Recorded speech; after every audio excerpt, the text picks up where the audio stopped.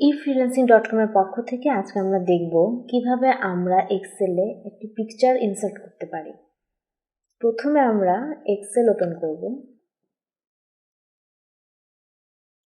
একটি blank sheet নিয়ে নিলাম।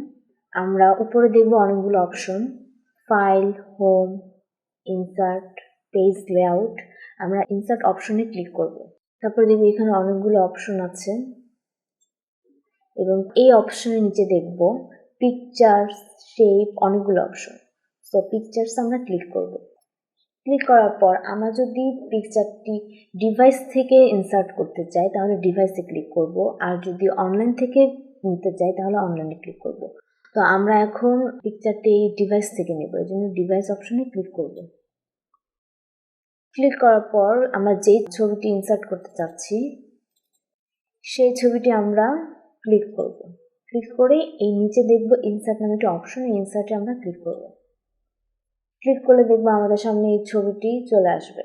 এখন আমরা এই পিকচারটি যেই জায়গায় আমরা ইনসার্ট করতে চাচ্ছি সেখানে আমরা সিলেক্ট করে ইনসার্ট করে দেব। এখন দেখব এই ছবিটি অনেক বড় আকারে চলে আসবে। তো এটাকে আমরা ঠিকই কর্নার থেকে চেপে এটা ছোট করে নেব।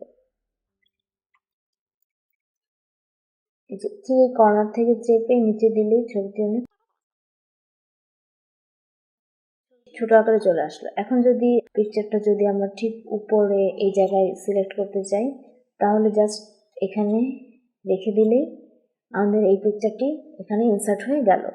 অর্থাৎ এভাবে খুব সহজেই আমরা যে কোনো পিকচারই এক্সেলে ইনসার্ট করতে পারবো। ধন্যবাদ।